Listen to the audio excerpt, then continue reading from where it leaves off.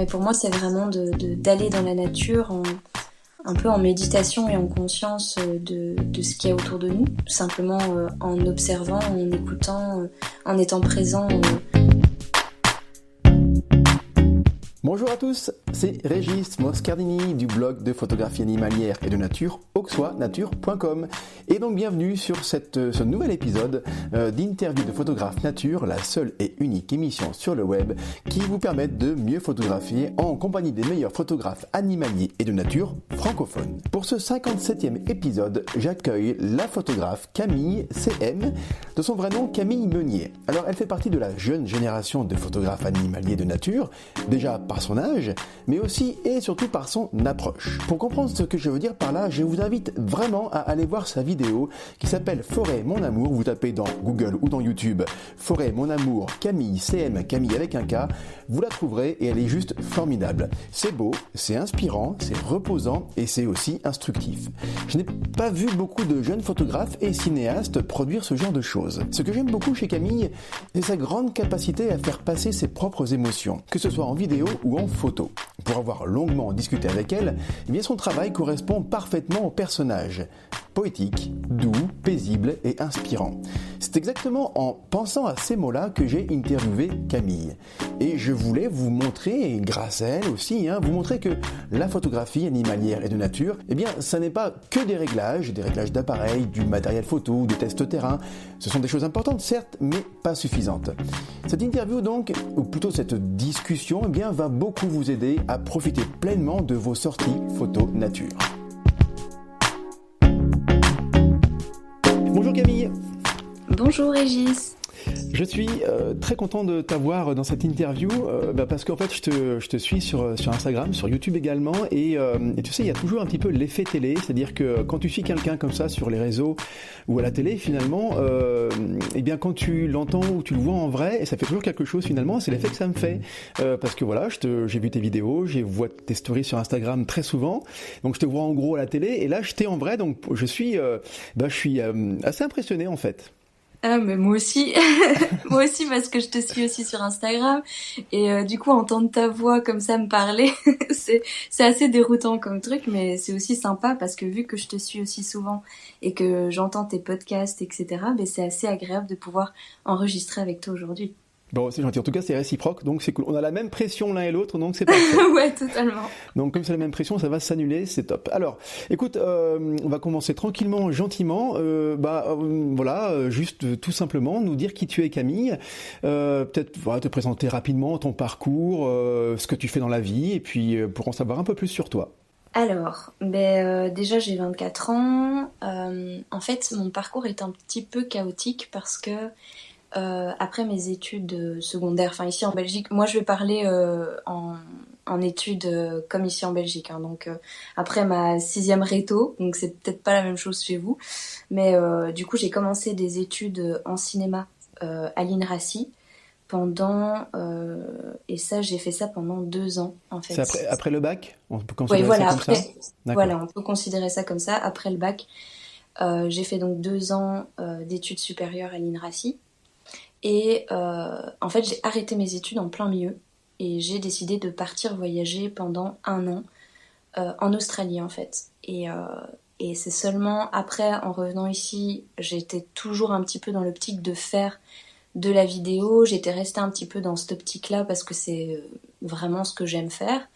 Et je le savais, mais voilà, j'avais besoin d'arrêter ces études pour pouvoir revenir un petit peu mieux sur la vidéo par la suite. Et en revenant ici en Belgique, j'ai vraiment redécouvert la nature ici en Belgique et du coup, la vidéo et la nature m'a amenée à les rassembler à un moment ou un autre, quoi. Tu veux dire que pour apprécier la nature de chez toi, de ton pays natal, finalement, il a fallu que tu partes dans un autre pays, pour le coup très exotique, que tu vois d'autres choses et que tu te rendes compte, parce que tu étais parti, que chez toi c'était bien. En gros, c'est un petit peu ça la démarche que tu as eue, ce qui s'est passé dans ta tête ?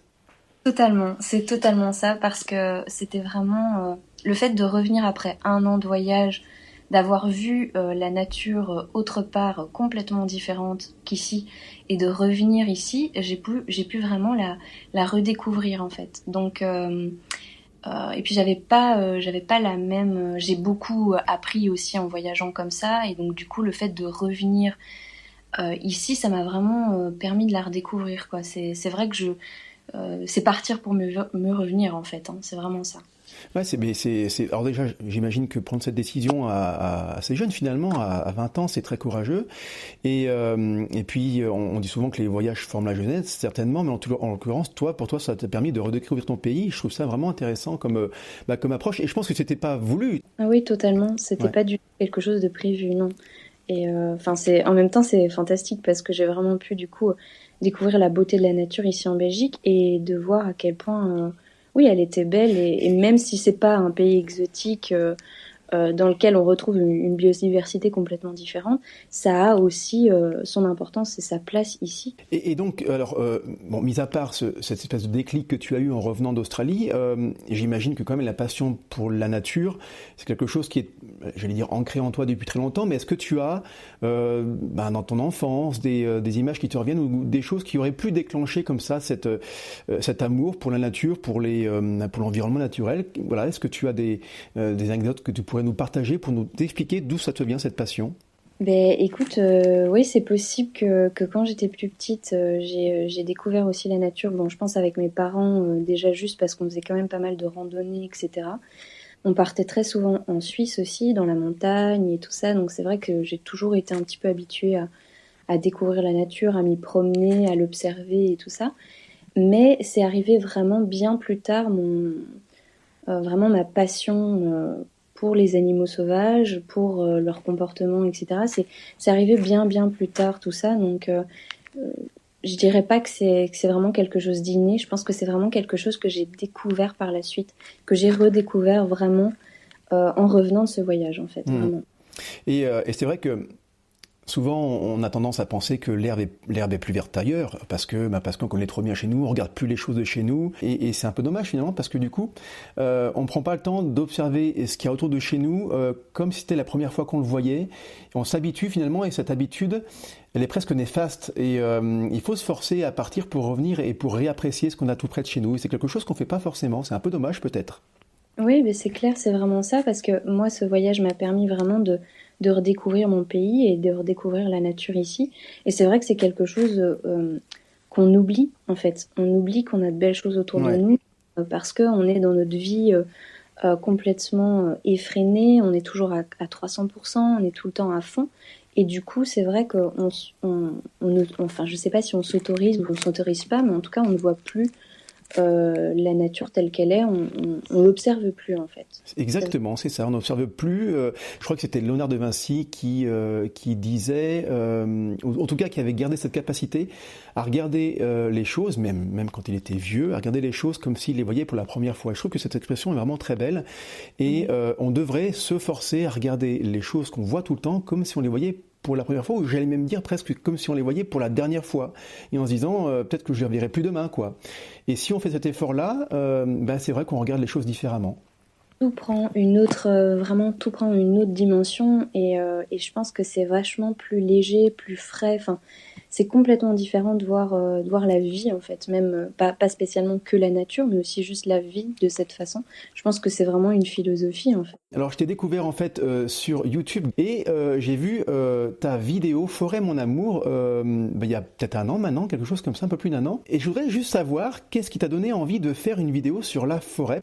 Je pense que je sais pas, c'est peut-être simplement mon parcours. Enfin, c'est juste que je me suis orientée volontairement vers la forêt. Et donc, pour cette première vidéo un peu particulière, parce que c'était une vidéo qui était en lien avec une exposition ici en Belgique que j'ai faite dans mon patelin. Et en fait, du coup, c'est vu que j'ai redécouvert la nature grâce à la forêt, grâce aux animaux sauvages de forêt, c'est là-dessus que j'avais envie de faire quelque chose. C'était vraiment, pour moi, assez important de parler de cette belle forêt. Ici, en Belgique, on a vraiment de très, très belles forêts dans les Ardennes, etc. Et c'est vrai que c'est ce que je voulais mettre un petit peu en avant parce que ça me touchait simplement, en fait. Ouais, c'est naturel, tu t'es pas forcé à la faire et c'est vrai que cette vidéo-là, alors j'invite vraiment eh bien ceux qui nous écoutent à aller la voir s'ils l'ont pas encore vue. D'ailleurs, c'est très simple. Comment on va sur ta chaîne YouTube, Camille? C'est quoi exactement l'adresse de ta chaîne YouTube? Alors, le nom de ma chaîne YouTube, c'est Camille CM.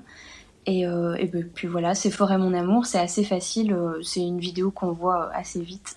Ouais, elle a fait plusieurs milliers de vues et c'est vrai que alors il y a forcément la qualité du tournage, du son, des textes que tu as mis dedans, de la musique. Et en fait, tout ça, le discours, l'approche très différente des autres, de ce qu'on peut voir habituellement, je pense c'est ce qui a fait qu'on l'a aimé et que les gens ont vraiment adhéré à cette approche-là.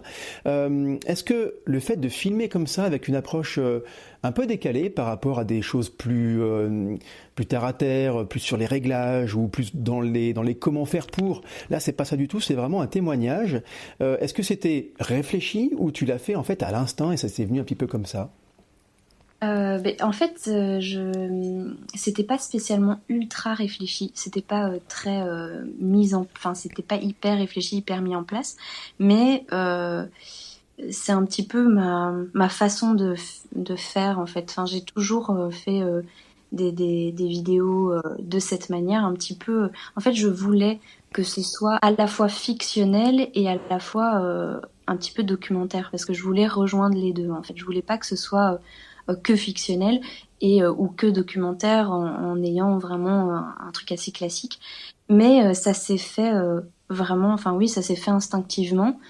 Mais en même temps, enfin, je sais pas comment expliquer, c'était quand même mis en place parce que voilà, c'est ma manière de filmer qui a fait que aussi, c'est ce que je dis pendant ces, et c'était surtout un espèce de témoignage que je voulais apporter parce que c'était plus ça que je voulais mettre en avant, c'était ce côté sensible, ce côté conscient que la photographie et que la vidéo animalière apportent. Et du coup, je l'ai mis en scène de cette manière, donc c'était à la fois un petit peu réfléchi, mais surtout instinctif, quoi. Et tu as réussi le tour de force en fait d'accrocher les gens parce que les gens regardent cette vidéo et sans comment dire, sans faire des choses. Il n'y a pas d'animaux extraordinaires, il n'y a pas des images il n'y a pas de comportement juste ouf. Ce sont pas des animaux de la savane qui vont prédater par exemple. Il n'y a pas de choses comme ça. Et pourtant cette vidéo elle se regarde du début jusqu'à la fin, elle dure 6 minutes, donc c'est dans l'absolu c'est pas très long, mais n'empêche qu'on peut bien couper avant dans d'autres vidéos qui sont même des fois plus courtes.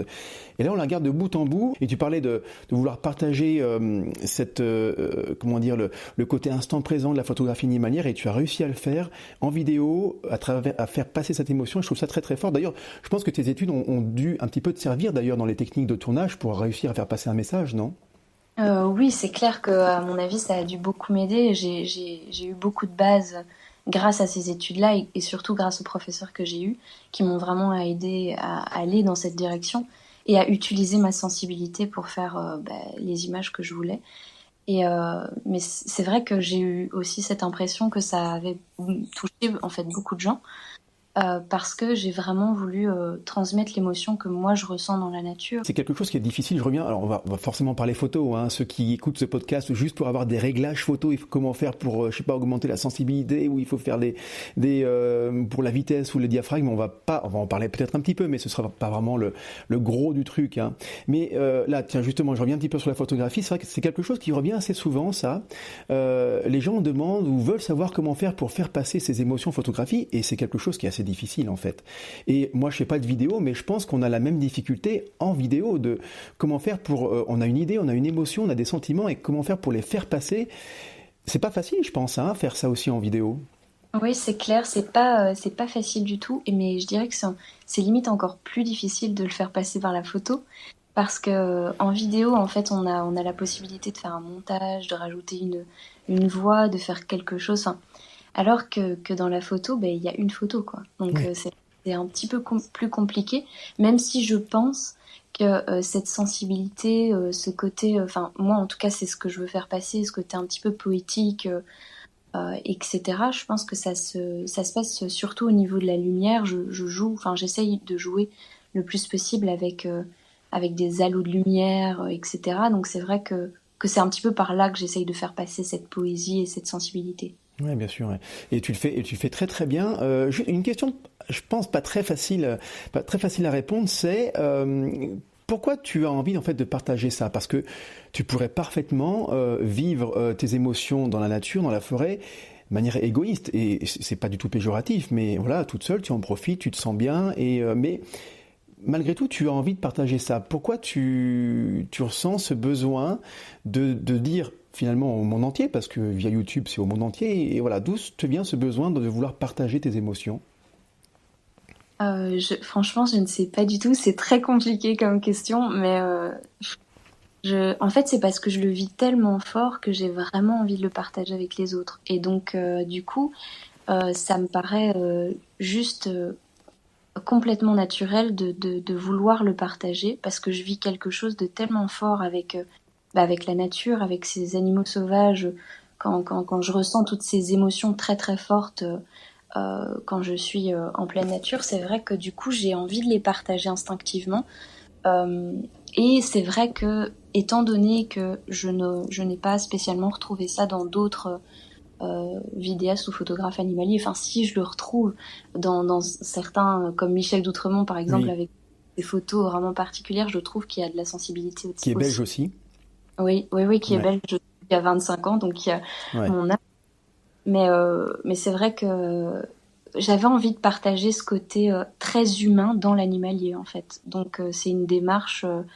Euh, je sais pas pourquoi j'ai eu envie d'aller vers ça, mais je sentais que c'était ça que je devais faire, quoi. D'accord. Est-ce que, et ne le prends pas mal, hein, il faut bien qu'on gagne nos vies les uns et les autres. Est-ce que c'est aussi, pour toi, est-ce que derrière ça, il y a une optique comment dire, de monétisation? Mais c'est pas méchant, hein. Moi, je suis bien placé pour savoir que vivre sa passion de la photographie sur Internet, c'est ce que je fais. Donc, pour moi, monétiser et du business, c'est pas, pour moi, c'est pas mauvais, c'est pas mal. Mais est-ce qu'il y a aussi quelque part un objectif je sais pas, d'essayer d'en vivre quelque part? Est-ce qu'il y a de ça ou c'est vraiment juste le plaisir de partager, de montrer ce que tu aimes? Euh, c'est c'est à la fois, en fait c'est un petit peu des deux, je dirais, parce que ça vient surtout du fait que j'ai envie de partager ça et réellement le partager pour pouvoir euh, en fait je pense réellement que si on regarde et qu'on observe réellement la nature comme elle est, alors on ne pourrait que la respecter. Et ça c'est un message que j'ai vraiment très envie de faire passer. Et donc à la fois oui, ça a un côté un petit peu marketing entre Ouais, guillemets, mais en même temps mercantile quoi. non. Ouais, mercantile, ouais. Mais en même temps non, parce que c'est juste ce que j'aime faire. Donc Hmm. je vis ma vie grâce à autre chose. J'ai un métier à côté de ça. Et donc du coup c'est pas vraiment pour gagner de l'argent, mais c'est plus parce que j'ai très envie de partager ça. Et si un jour ben, j'arrive à gagner ma vie grâce à ça, tant mieux. Mais c'est pas l'objectif principal. D'accord. Tiens, on a pas parlé. Est-ce que ton métier, est-ce qu'il a un rapport avec la nature ou pas du tout? Ben, en fait, je travaille dans un magasin bio, donc à la fois oui, à la fois non. Enfin, c'est D'accord. un petit peu. Allez, on va continuer sur cette forêt parce que moi aussi j'aime beaucoup, je m'y sens bien. Alors peut-être justement, il y a des choses qui sont assez incroyables par rapport aux forêts. J'imagine que tu as lu le livre de l'auteur allemand et j'arrive jamais à le retenir et j'aurais dû le noter pour l'interview si j'ai bien fait mon travail. Mais cet auteur allemand que tu as peut-être en tête d'ailleurs, Camille. Le langage des animaux, non, c'est pas Voilà, ça. alors C'est lui, il a écrit ça, c'est il y son a le deuxième opus langage en des fait. arbres.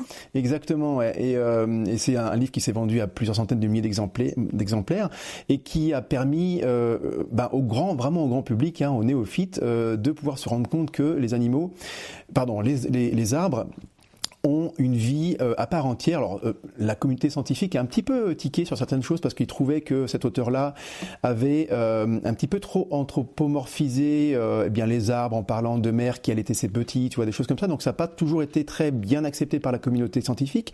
Malgré tout, il a vraiment donné, j'allais dire, un coup de pied dans la fourmilière et puis à dire avec des mots très simples ce qui se passe réellement dans les forêts.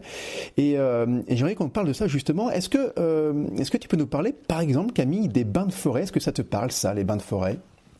Ben écoute, oui, ça me parle parce que, enfin, en tout cas pour moi, ce que c'est un bain de forêt, après, on verra exactement la bonne définition, mais pour moi, c'est vraiment d'aller dans la nature un peu en méditation et en conscience de ce qu'il y a autour de nous, simplement en observant, en écoutant, en étant présent pour ce qui se passe simplement là. Et je pense que c'est ça, et c'est vrai que enfin moi personnellement, c'est un peu ce que je fais à chaque fois que je vais faire de la photo ou de la vidéo dans la nature, c'est ça, c'est de la méditation consciente, c'est de l'observation consciente.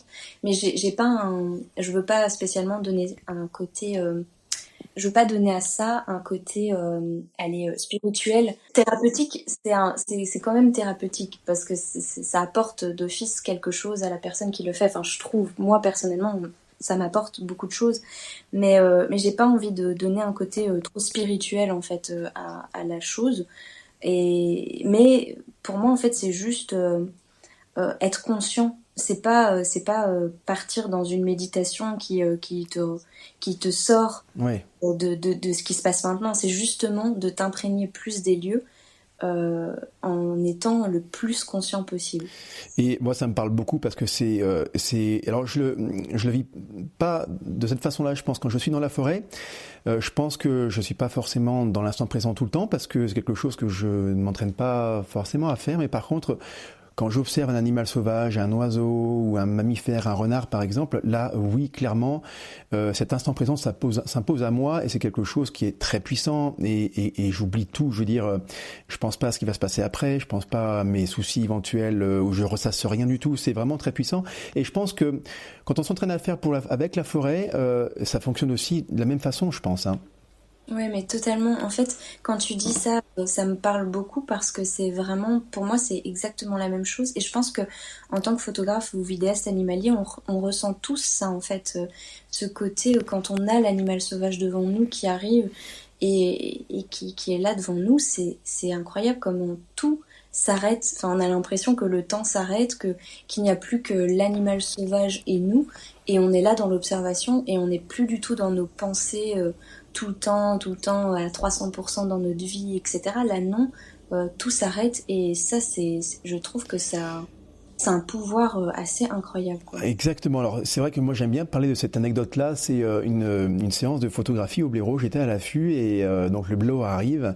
Je fais quelques photos. Il entend le clic-clac. Je pense pas qu'il me sente, mais voilà, il doit bien se douter quelque chose de pas très normal. Donc il reste un tout petit peu et puis il s'en va. Et je pensais que ça va durer 3-4 minutes, ce qui est pas très long finalement, hein, mais ça m'avait paru déjà assez long. Et dans ma tête, je m'étais dit 3-4 minutes, quoi. Voilà. Et j'ai regardé les exifs des photos, hein, l'heure de première photo et l'heure de dernière photo. Et il s'était passé une quarantaine de secondes en fait. Et j'ai trouvé que ce décalage de plusieurs minutes entre ce que j'ai vraiment, enfin ce qui s'est réellement passé et ce que j'ai ressenti, ça m'a vraiment alerté. Je me suis dit mais c'est juste incroyable. Le temps, pour le coup, c'est vraiment arrêté dans ma tête en fait, et c'est incroyable. Mais oui, et c'est vraiment ça. En fait, c'est parce j'ai l'impression en tout cas que c'est parce qu'on est conscient, étant donné qu'on est vraiment là et qu'on n'est pas dans nos pensées, ben ça va moins vite en fait, tout Oui. simplement. On a plus le temps de profiter, on a plus le temps d'être là, tout simplement, et c'est fou. C'est vrai que tu l'as dit, hein, Camille, nos modes de vie n'aident pas à être connectés à la nature, ça c'est clair. Même si on vit la campagne, même si on a conscience que bien qu'on va trop vite, qu'on est trop sur nos écrans les uns les autres, la plupart d'entre nous on le sait maintenant, mais malgré tout, on n'est vraiment pas connecté à la nature et même quand on y va. Dans cette nature-là, on a l'impression qu'on n'en profite pas parce que, voilà, tu l'as dit aussi, on pense à, je sais pas, qu'est-ce qu'on va manger ce soir, il faut que je fasse la cuisine, j'ai mon linge à étendre, enfin des choses aussi basiques que ça, ben, ne nous permettent pas de profiter pleinement de notre présence dans la nature, dans la forêt. Alors, est-ce que tu aurais des conseils peut-être pour être capable de profiter un peu mieux de quand on est dans la nature justement? Ben, en fait, je pense que c'est simplement aussi dans la vie. C'est pas spécialement que dans la nature parce que si on ne, allez, si on n'adopte pas cette philosophie de réellement vivre ce qui se passe dans nos vies, je pense qu'on n'arrivera de toute façon pas vraiment à profiter des moments où on va dans la nature, où on peut réellement s'arrêter. Je pense que on doit s'autoriser ces moments-là un petit peu tous les jours et, euh, et qu'à force en fait de pratiquer un petit peu cette espèce de méditation de conscience ou de pleine conscience, je crois que du coup dans la nature c'est plus facile d'aller vers ça et d'instinctivement s'arrêter dans nos pensées, etc. et d'être réellement là. Après, bon, voilà, comme tu dis, je suis pas Mais suis oui. pas la thérapeute, je suis pas le gourou, mais c'est vrai que moi, en tout cas, dans ma vie, c'est plus parce que j'essaye, en tout cas, d'être le plus présente, en fait, dans ma vie, que du coup, dans la nature, c'est décuplé, en fait. C'est encore plus là parce que c'est le moment où je peux le faire. Et peut-être que d'ailleurs, on pourrait penser, en allant un peu plus loin, que ça pourrait être un aller-retour entre nos vies, j'allais dire, quotidiennes et ces moments vécus en pleine nature. C'est-à-dire que oui, comme tu l'as dit, le fait d'y être et d'être immergé dans une belle et grande forêt, eh bien, ça va nous inciter à être plus dans l'instant présent. Et le fait d'y être un peu plus et de s'entraîner à être dans la forêt et à être dans l'instant présent, quand on revient chez soi et qu'on reprend son quotidien, on va être plus capable de moins ressasser, de moins réfléchir et d'être là encore un peu plus dans l'instant présent. Et puis le fait de faire des allers-retours comme ça, de s'entraîner, ça permet de plus y arriver et assez facilement finalement. Oui, totalement, et c'est vraiment ça. Moi, la nature m'apprend aussi ça à chaque fois que j'y vais, en fait, parce que à chaque fois, enfin, je sais pas, je suis là, je suis dans l'instant présent, on va dire, et puis quand je reviens dans mon quotidien, ça m'aide à revenir à ça et à profiter des petites choses de la vie, tout simplement. Ouais, des petits bonheurs tout bêtes de la vie, effectivement, et on arrive à mieux les apprécier. Je suis carrément d'accord avec toi. Est-ce que tu penses que la photographie peut justement aider à vivre pleinement nos expériences nature, que ce soit dans la forêt ou ailleurs, peu importe d'ailleurs?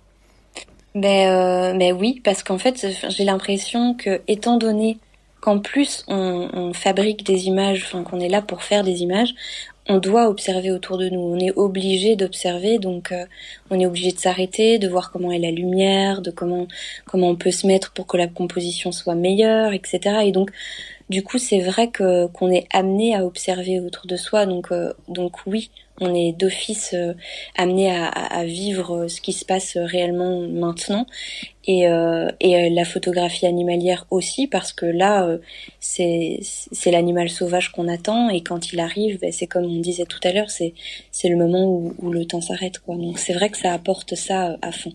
Ouais, c'est sûr. Et tiens, je voudrais qu'on parle un petit peu de la frustration du photographe, parce que voilà, on a tous connu ça, tous les photographes animaliers ont connu la frustration de la sortie pour rien, celle de l'attente qui, au bout du compte, n'a servi à rien, en gros, parce qu'on n'avait pas la photo qu'on espérait pouvoir avoir. Et j'aimerais que tu nous aides, encore une fois, via ton expérience et via ce que toi tu fais, que tu nous aides à basculer dans un autre état d'esprit, à savoir, eh bien, même si on n'a pas eu la photographie qu'on voulait avoir, c'est pas grave, on a passé un bon moment quand même.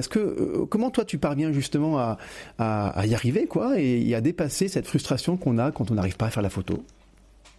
Alors ça m'arrive très très très souvent aussi de ressentir justement cette frustration de pas avoir la photo, de pas avoir vu l'animal, de pas avoir eu la lumière ou ce qu'il fallait tout simplement pour avoir la photo ou l'image. Ça m'arrive très souvent aussi, et je pense que c'est complètement naturel de ressentir ce genre de frustration. Euh, et je pense aussi qu'en fait ça sert à rien non plus de s'en empêcher, parce que de toute façon on la ressent, cette frustration, même si on vit les instants à fond, on va d'office à un moment ou un autre sentir cette frustration quand ça fait 4-5 fois on va pour voir un animal et qu'on ne le voit pas. Mais en fait, je pense que c'est de venir avec une autre démarche de base qui va nous aider à passer au-dessus si jamais on ne voit pas l'animal en question ou qu'on n'a pas la bonne lumière. Donc c'est de venir un peu avec la philosophie de voilà, si j'y vais, je vais faire quelques photos, je vais voir un petit peu ce qui se passe, mais voilà, si ça passe, enfin s'il y a rien qui se passe, c'est pas très grave. Dans tous les cas, je peux simplement observer la nature, je peux simplement être là, et donc enfin en fait en profitant un petit peu de cet instant, je crois que tout s'évanouit un petit peu. Donc même s'il n'y a pas l'animal en question, même s'il n'y a pas la bonne lumière, il y a quand même de belles choses à observer. Et donc, grâce à ça, on peut oublier un petit peu cette frustration.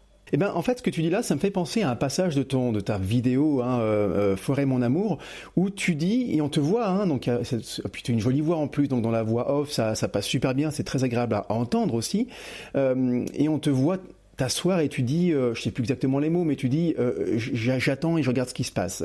Et c'est vrai que aussi une façon peut-être de dépasser cette frustration, de ne pas trop la ressentir, même si tu l'as très bien dit, c'est naturel qu'on l'ait et c'est tant mieux parce que ça veut dire qu'on est passionné aussi. Hein.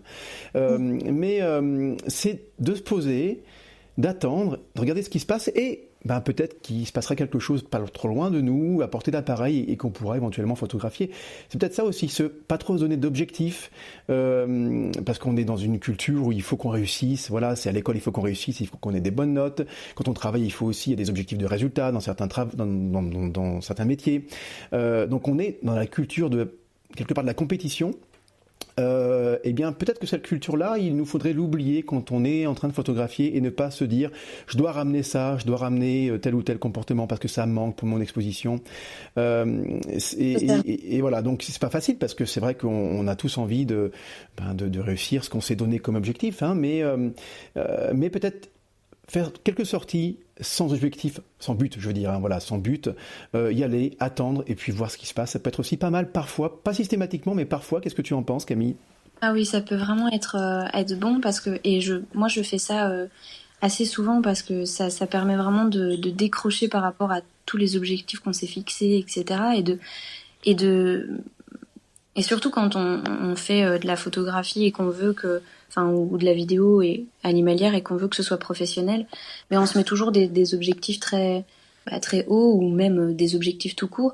Et donc c'est vrai que du coup le fait de ressortir mais sans avoir d'objectif et de partir en forêt ou dans la nature, ça nous permet de décrocher par rapport à tout ça et du coup on fait de la photo et de la vidéo animalière totalement différemment en fait parce qu'on se laisse l'opportunité d'observer et c'est complètement différent, c'est une autre démarche et on se sent aussi différent je pense en allant sans avoir d'objectif et sans avoir cette pression derrière du quotidien comme tu dis, on doit toujours réussir, on doit toujours avoir la bonne photo, les bonnes images et revenir toujours avec quelque chose. Là on y va et c'est juste pour nous en fait, c'est juste pour profiter et ça nous laisse le temps justement d'observer et peut-être qu'à ce moment-là on va voir une super belle lumière, on va avoir une super belle chose à photographier et je pense que se laisser un petit peu instinctivement juste aller dans la forêt sans avoir d'objectif, ça fait vraiment du bien aux photographes et aux vidéastes animaliers, c'est clair. Je souscris à 100% ce que tu dis, et c'est vrai qu'il y a quelque chose il y a un mot que j'ai appris il y a pas très longtemps, c'est le mot sérendipité, et c'est en science en fait, on parle pas mal de ça, c'est en gros la sérendipité, c'est le fait de découvrir quelque chose par le hasard. Et j'ai pas d'exemple en tête, mais pas mal de grandes découvertes scientifiques ont été faites grâce à ce concept-là. On peut penser notamment à la pomme qui tombe et Archimède avec l'attraction et voilà. Donc du coup, il y en a d'autres comme ça bien sûr, et on pourrait appliquer un petit peu ce principe-là finalement à la photographie et se dire voilà, je fais confiance au hasard, je fais confiance à la nature, j'y vais, je me pose à un endroit, je me camoufle un petit peu et puis on verra bien ce qui se passe et ça peut être aussi un bon moyen de souffler, de se faire du bien. Là Camille, on a pris pas mal de hauteur depuis le début et on a vraiment essayé de parler presque philosophiquement de la pratique de la photographie. Ça fait du bien, je pense, de parler de ça comme ça, mais on va quand même redescendre un petit peu plus sur terre si tu veux bien et parler de matériel, un peu de réglage, de quelques conseils plus pratico-pratiques. Justement, par rapport au matos photo, Camille, tu photographies avec quoi ? Quel est ton matériel ? Alors pour la photo, j'ai un Sony Alpha 7 avec un Sigma 150-600. Ça, c'est ce que j'utilise principalement pour la photo. Et à côté de ça, j'ai pour la vidéo, j'ai une Canon C100 j'utilise justement avec cet objectif Sigma 150-600. Voilà. Pourquoi ? Parce que pour la vidéo, ton Sony ne convient pas ? En fait, non, c'est pas ça. C'est simplement que la Canon C100, c'est une caméra et c'est un Super 35. Ah pardon, excuse-moi. Ah oui, donc j'étais pas en fait. Donc la Canon, j'étais resté sur Canon EOS et puis j'avais pas trop entendu le numéro en fait.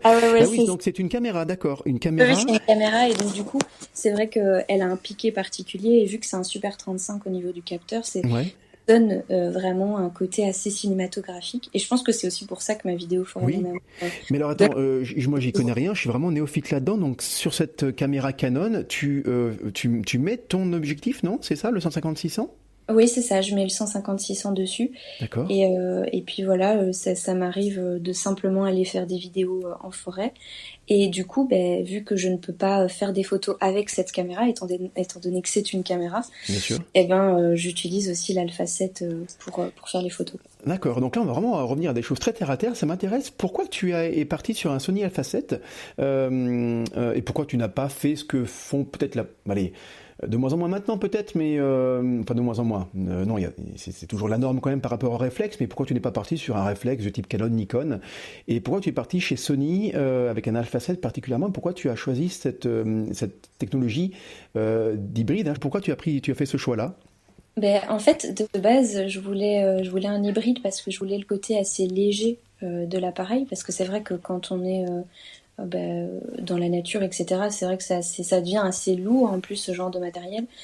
Et donc c'était surtout pour ça. Et puis en fait, au fur et à mesure, je me suis rendu compte que c'était pas spécialement l'appareil photo qui était le plus adapté en fait à la photographie animalière, parce que c'est vrai qu'au niveau par exemple, l'autofocus, c'est pas non plus hyper réactif, etc. Donc c'est pas le choix le plus judicieux que j'ai fait, je t'avoue.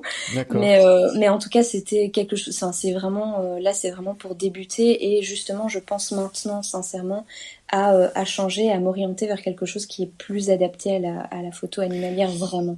Alors, en restant dans l'hybride pour toujours bénéficier de la légèreté, aussi du silence offert par les hybrides, ou non basculer sur un autre, le réflexe traditionnel, le miroir.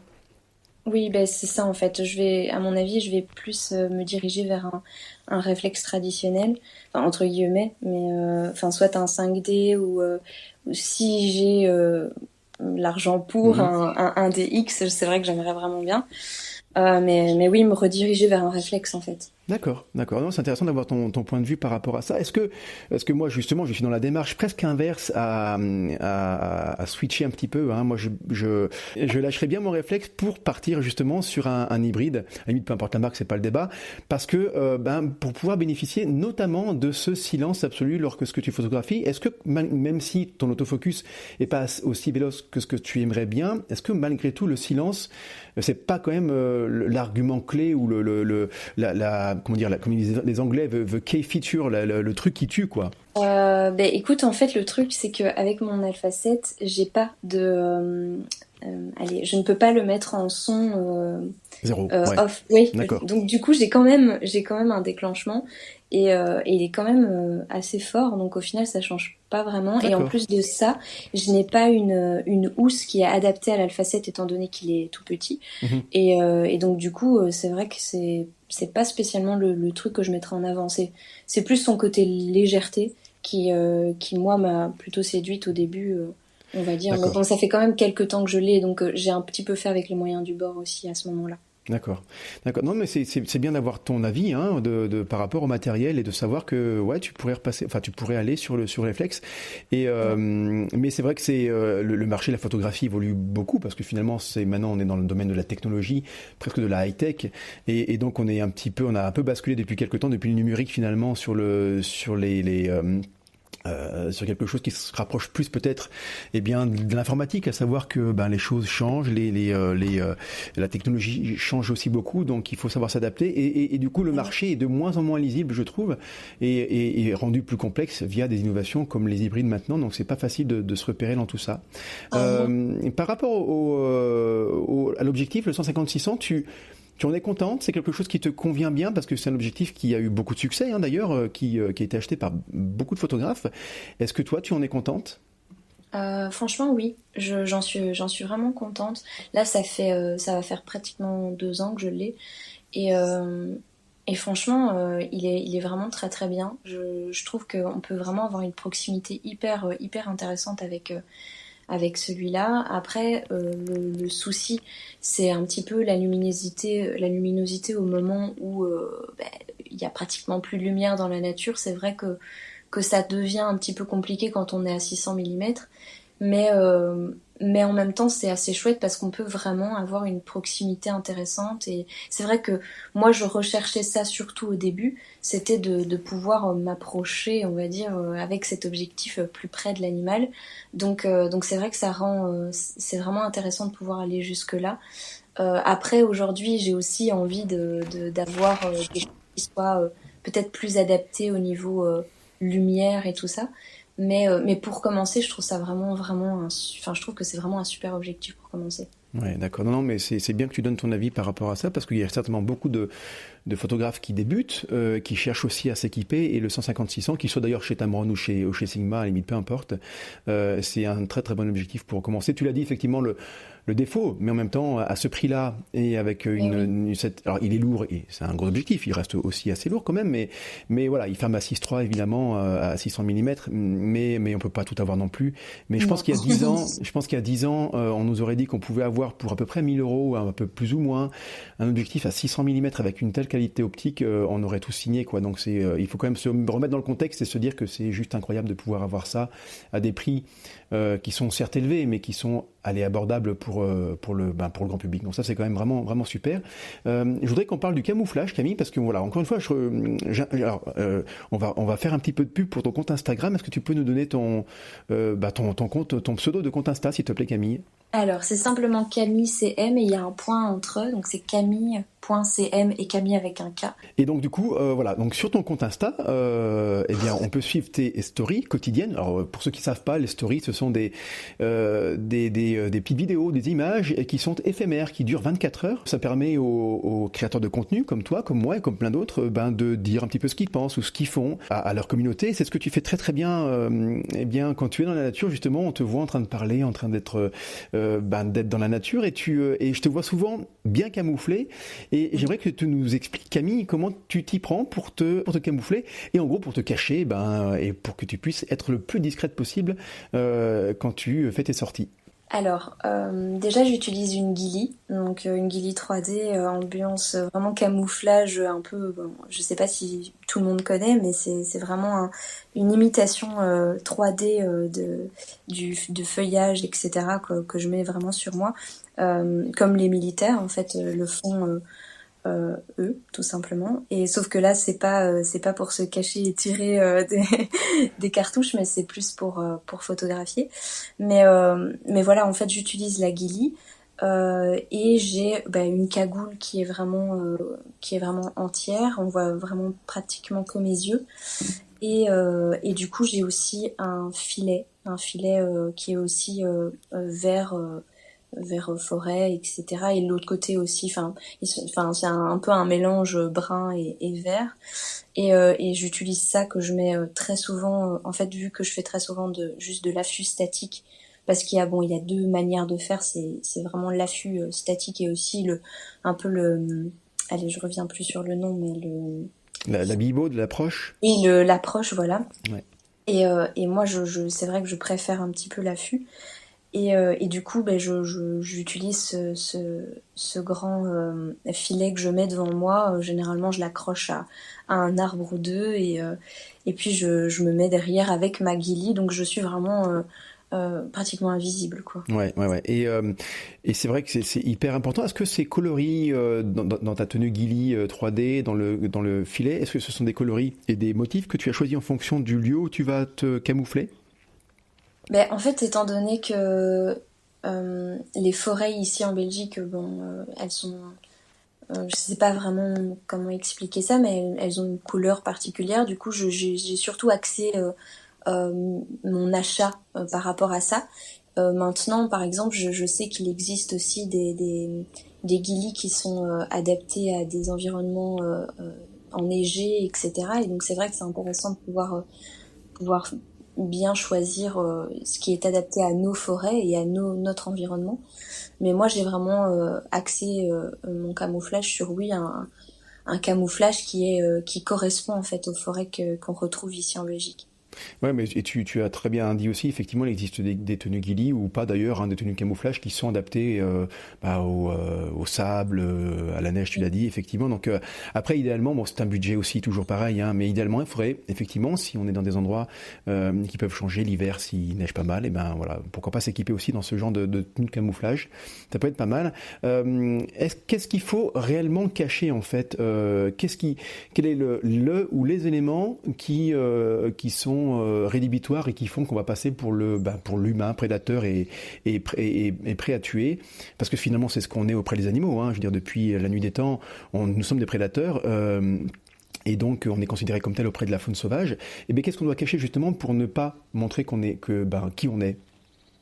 Eh bien, je crois que c'est surtout le visage, parce que c'est vrai qu'on voit très très vite nos yeux, et donc l'animal repère assez vite le visage. Et les mains, étant donné que c'est vrai que c'est les choses qu'on n'a pas, qu'on ne cache pas instinctivement, mais pourtant c'est vraiment les choses qu'il faut le plus camoufler. Et un petit peu tout le corps, mais c'est vrai que l'animal va surtout repérer la forme humaine, et donc aussi les jambes et les bras. Et donc le fait qu'on soit en ghillie, euh, vraiment avec ces fausses feuilles, etc., ça va cacher un petit peu notre forme. Et donc du coup ça va donner l'impression qu'on n'est pas ces gros prédateurs enfin pour l'animal sauvage. Oui, parce qu'en fait, l'oiseau qui passe vers toi ou la biche qui passe vers toi, par exemple, ou le chevreuil, ne sait pas que tu es Camille et que tu es une pacifiste écolo, et il ne sait pas ça. Donc voilà. Donc comme il ne le sait pas, par défaut, il s'en va. Mais tu as raison, hein, effectivement, c'est la peau. Alors, tiens, pour compléter ce que tu as dit par rapport à quelque chose que j'ai appris il y a pas très longtemps, et c'est vrai quand on y pense, c'est tout à fait logique. Nos yeux, en fait, ce sont des yeux de prédateurs. Il suffit de regarder les yeux des chats, des chiens, des renards, des lions, enfin voilà, de tous les prédateurs comme ça. Ce sont des yeux qui sont en face, en fait, j'arrive plus à trouver le terme, mais qui sont pas sur les côtés, qui sont sur le devant de la face. Et le fait qu'ils soient sur le devant comme ça a un intérêt physiologique, c'est-à-dire qu'en fait on est beaucoup plus capable de voir en 3D, de voir les reliefs, et donc et d'apprécier les distances. C'est-à-dire que pour chasser, je me mets à la place du chat par exemple, qui veut chasser, ou nous, hein, j'imagine, on a une lance dans la main, et si on veut chasser je sais pas, le lapin qui est devant nous, eh bien, si on veut pouvoir apprécier la distance, il faut qu'on ait ces deux yeux comme ça qui sont sur le devant. Alors que les proies, par exemple, elles, on regarde les vaches, on regarde bien justement les cervidés, les lapins, par exemple, ont des yeux sur les côtés, ce qui leur permet, par contre, eux, de pouvoir surveiller à plus de 180 degrés, et donc d'être capable de fuir si jamais il y a un prédateur qui sont vus venir par la gauche, par un côté, par exemple, parce que nous, on ne pourrait pas voir venir, par exemple. Et donc oui, nous sommes a priori doté des dieux de prédateurs. Quand un animal, je suis un petit peu long dans mes explications, mais quand un animal voit ces deux gros yeux bien en face comme ça, ce sont des yeux de prédateurs tels que les chats, tels que les renards, tels que les loups, et voilà, c'est pour ça qu'il faut effectivement, tu l'as dit aussi, hein, se camoufler le visage pour éviter tout ça, quoi. Voilà. Oui, voilà, c'est ça, pour vraiment éviter le côté prédation agressive et Ouais. dans le pacifisme. Et oui, c'est ça, c'est vraiment essayer de se camoufler et d'être le plus discret possible pour ne pas déranger l'animal, en fait. Ouais, complètement. Et c'est vrai que c'est quelque chose qu'on ne sait pas forcément quand on commence, parce que voilà, naïvement, on se dit de toute façon, voilà, je suis pas méchant, j'ai pas de fusil, comme j'ai pas de fusil, voilà, ça va passer. Non, ça passera pas. Il faut vraiment prendre toutes les dispositions pour qu'on puisse Non, c'est ça. voir les animaux. C'est très important, parce qu'au final, plus on va déranger un animal sur son territoire, et plus ça risque de bouleverser la biodiversité, et de bouleverser simplement sa reproduction, et du coup sa survie aussi. Donc je pense que c'est vraiment, vraiment important qu'on fasse attention à tout ça, et attention à être le plus respectueux et discret. Et c'est vrai que, tiens, on l'a pas évoqué, parce que en fait, je l'ai pas noté dans mes questions, mais ce que tu viens de me dire, ça m'y fait penser, et j'aimerais bien que tu nous en parles aussi. C'est par rapport au dérangement. En gros, quand on va dans la forêt, dans quel état d'esprit on doit se mettre pour ne pas déranger les habitants qui sont finalement chez eux? Ah ben oui, parce que c'est vrai que moi personnellement, quand je vais en forêt, j'essaye vraiment de me mettre dans une certaine condition, parce que déjà je vais pas essayer à tout prix de faire absolument la photo ou l'image absolue qui fait que du coup oui je me retrouve très très proche d'un animal, mais par contre je le dérange parce que j'étais simplement trop proche.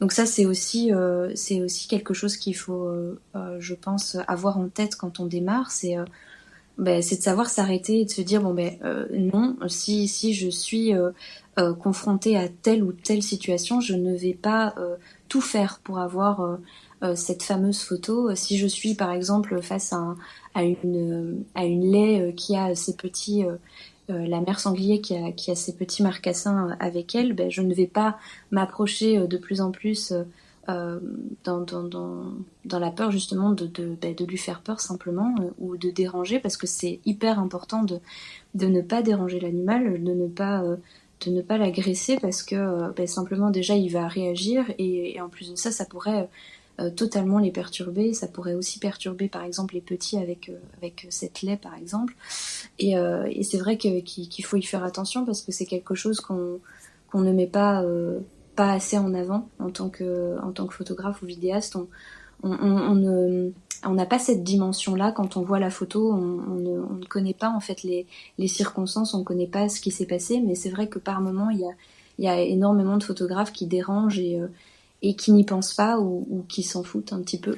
Et donc c'est vrai que ça c'est dommage parce que justement on veut transmettre la beauté de la nature, alors il faut la respecter et il faut savoir s'arrêter au moment où il faut s'arrêter, et il faut savoir être discret quand on doit être discret. Et c'est vrai que tu as complètement raison. Il y a quelque part un vrai souci entre c'est assez complexe comme problème, parce que finalement les photographes animaliers comme toi, comme moi, on veut montrer la beauté de la nature et quand on y parvient c'est super. Sauf qu'en faisant ça, finalement, on dit aux gens, quelque part, c'est un petit message en disant allez-y vous aussi et appréciez cette beauté-là. Sauf que sans un minimum d'éducation, on peut faire des grosses bêtises, et tu l'as parfaitement expliqué avec les sangliers, avec les laides par exemple, qui peuvent être dérangés, et ça peut être dramatique parfois dans certains cas. Et il y a un petit peu, alors c'est moi qui viens de lamenter à l'instant, et je pense qu'il serait pas content s'il m'entendait dire ça, c'est un petit peu le syndrome Vincent Munier, et avec celui du Harfang des Neiges en fait. C'est-à-dire que c'est un des premiers photographes à photographier ce magnifique oiseau, et il y a eu un petit peu un effet de mode qui, alors c'est pas, j'imagine, que à cause des photos de Vincent Munier, mais n'empêche que beaucoup de monde ont découvert ce magnifique oiseau avec ces photographies, et du coup derrière il y a une espèce de petit boom touristique où les gens voulaient aller photographier le Harfang des Neiges, et du coup il y a eu des dérives. Forcément la nature humaine est ainsi faite, il y a eu des dérives, et il y a des personnes, des guides, des pseudo-guides en fait, qui pour faire venir ces oiseaux-là donnaient forcément de la viande, et déréglaient le comportement, et faisaient que les oiseaux n'avaient plus un comportement naturel. Et voilà, il faut qu'on fasse attention, nous, en tant que photographes avec des gros guillemets, mais renommés, à bien éduquer les gens quand ils vont dans la nature, à faire très attention. Oui, c'est ça, c'est aussi partager ces messages-là en fait d'éducation, et je pense parce que c'est vrai qu'il y a quand même pas mal de gens qui m'envoient des messages sur Instagram par exemple en me disant comment je pourrais faire pour voir telle ou telle espèce, ou comment je pourrais faire pour faire telle ou telle chose. Mais c'est vrai que c'est aussi un petit peu compliqué pour nous d'être des professeurs aussi, parce qu'on donne pas non plus des formations, et pourtant il en existe quand même pas mal. Et enfin toi du coup tu t'en donnes aussi par moment, mais c'est vrai que je pense qu'il faut bien éduquer avant de partir vraiment dans la démarche de plutôt animalière, qui demande oui beaucoup plus de technique et beaucoup plus de d'apprentissage que simplement là ce qu'on est en train de partager, c'est surtout le fait de voilà d'aller se promener dans la nature. C'est pas comment dire, en tant que photographe, si on veut vraiment photographier des animaux sauvages, etc., c'est vrai que là il faut en effet beaucoup plus de technique, beaucoup plus d'apprentissage. Il faut connaître les animaux qu'on veut aller voir, et c'est vrai que c'est une démarche complètement différente, mais il faut y aller avec toutes les connaissances, parce qu'on peut faire vraiment on peut vraiment bouleverser les choses, donc il faut y faire attention, quoi, c'est clair. Camille, je voudrais que tu nous donnes, s'il te plaît, pour les photographes débutants et puis même pour tous les photographes qui nous écoutent, quel serait le conseil que tu pourrais donner aux auditeurs pour pouvoir améliorer ces photos, voilà, peut-être la chose que toi tu fais ou ce qui t'a permis peut-être de progresser à un moment donné, voilà, qu'est-ce que tu pourrais donner comme un conseil pour pouvoir aider les gens à s'améliorer dans leur photographie? Alors, déjà, c'est assez subjectif parce que du coup, moi, ce que je vais faire, c'est ce que je considère comme, enfin, quand je vais aller vers, pour faire une photo, c'est, comment dire, c'est moi qui vais trouver la photo belle ou pas belle, ou la composition belle ou pas belle. Donc, c'est vraiment très très subjectif, mais euh, je dirais de vraiment faire attention à la lumière parce que moi, c'est ce qui m'intéresse le plus. C'est de faire attention à la lumière, à l'ambiance et, euh, et au lieu dans lequel on se trouve. Euh, c'est pas spécialement. Je vais plus privilégier en fait ce côté-là, le côté lumière, le côté endroit et composition de l'image en dehors de l'animal sauvage. Même si je vais d'office par moment aller chercher vraiment à un endroit un animal en particulier, mais c'est vrai que je vais d'abord essayer de privilégier la lumière, l'ambiance particulière, même si bon, je sors tout le temps, même s'il pleut, même s'il y a telle ou telle ambiance. Mais bon, c'est intéressant aussi quand il pleut, quand il neige, enfin, toutes les ambiances sont bonnes à prendre. Mais je dirais oui, de faire attention à la lumière, de faire attention à simplement à la composition, mais en même temps, et je crois aussi que c'est aussi beaucoup d'instinct, c'est aussi beaucoup de ressenti. Enfin, moi, je le vis comme ça. Je prends mes photos pas en, je me dis pas que je vais faire la plus belle photo. Je me dis simplement, j'ai envie de me mettre comme ça ou plutôt comme ça, simplement parce que moi, ça me plaît et que instinctivement, je le fais de cette manière. Je réfléchis pas spécialement avant de prendre la photo. Même si je pense que ce qui peut réellement améliorer les techniques, c'est dans tous les cas de pratiquer, parce que je pense que c'est le conseil à donner à un photographe animalier débutant ou pas débutant, c'est pratiquer un maximum pour pouvoir justement au fur et à mesure évoluer euh, dans la rapidité de la photo, dans la manière de la prendre, dans la composition, dans la lumière. Il n'y a pas photo, enfin, c'est évident.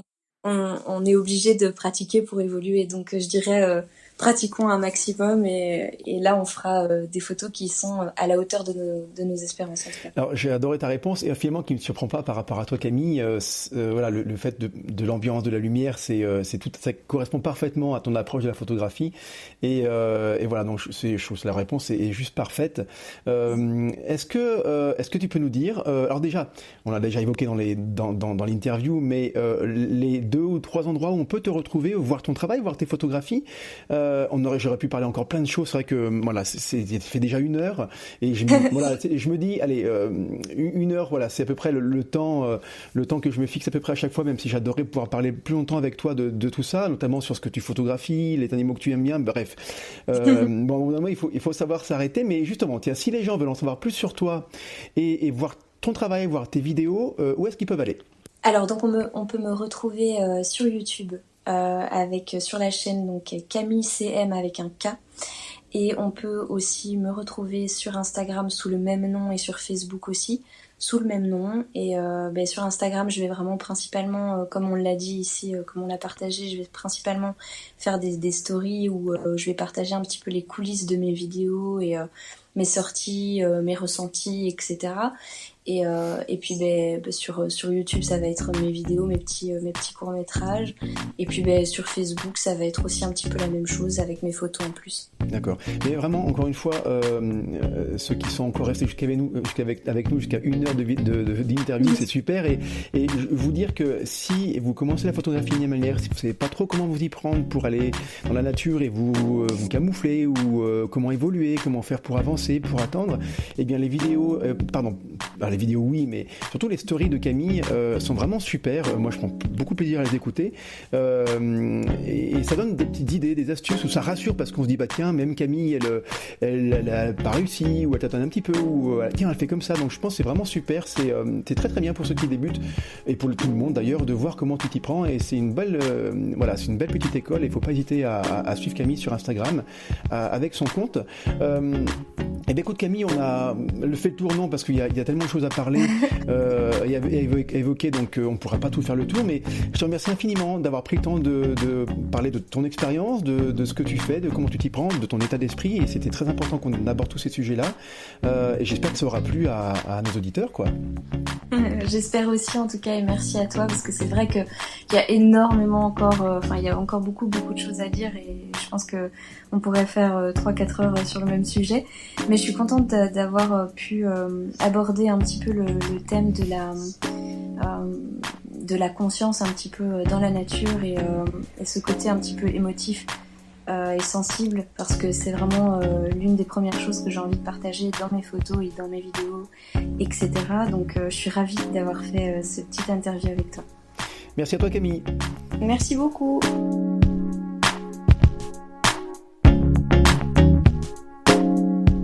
Je lâcherai, non, je vais pas lâcher mon réflexe. Je lâcherai bien mon réflexe. Ça partira dans le bêtisier, ça certainement à la fin. Alors, du coup, ils peuvent aller sur YouTube avec ma chaîne Camille CM ou... Attends, parce que là, il y a un tracteur qui est en train de passer. J'entends, hein. Ouais, je l'entends.